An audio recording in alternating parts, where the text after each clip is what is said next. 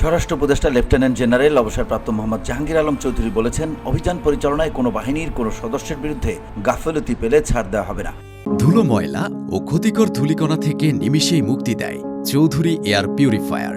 এর শক্তিশালী সাকশন ঘরের কোনায় কোনায় লুকিয়ে থাকা সকল ধুলা টেনে ফিল্টার করে এবং বের করে আনে নির্মল ও স্বাস্থ্যকর হাওয়া।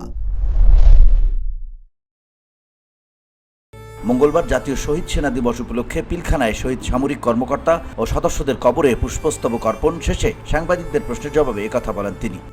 তাদের দুইটা মেইন দাবি ছিল, একটা হলো বিচারের দাবি আর একটা হলো এই শহীদ সেনা দিবস ঘোষণা করা।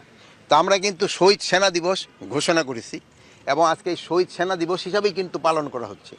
আর আরেকটা দাবি ছিল যে বিচার, ওই জন্য কিন্তু আমরা কমিশন করে দিয়েছি এবং কমিশনের 24শে জানুয়ারি থেকে মনে হয় শুরু হয়েছে কমিশনের কাজ। এটা তাদের 3 মাস সময় দেওয়া হয়েছে। তাদের রিপোর্টের বেসিসে আমরা যারা দোষী সাব্যস্ত হবে তাদেরও বিচারে আনতে না।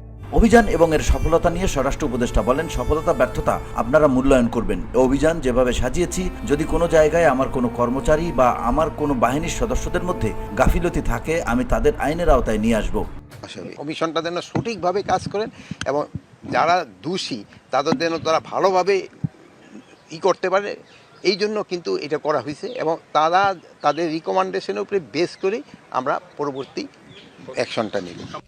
জাহাঙ্গীর আলম চৌধুরী বলেন, এখানে কাউকে ছাড় দেওয়া হবে না, সে পুলিশ হোক, বিজিবি হোক, র্যাব হোক, আনসার বা কারা অধিদপ্তর হোক।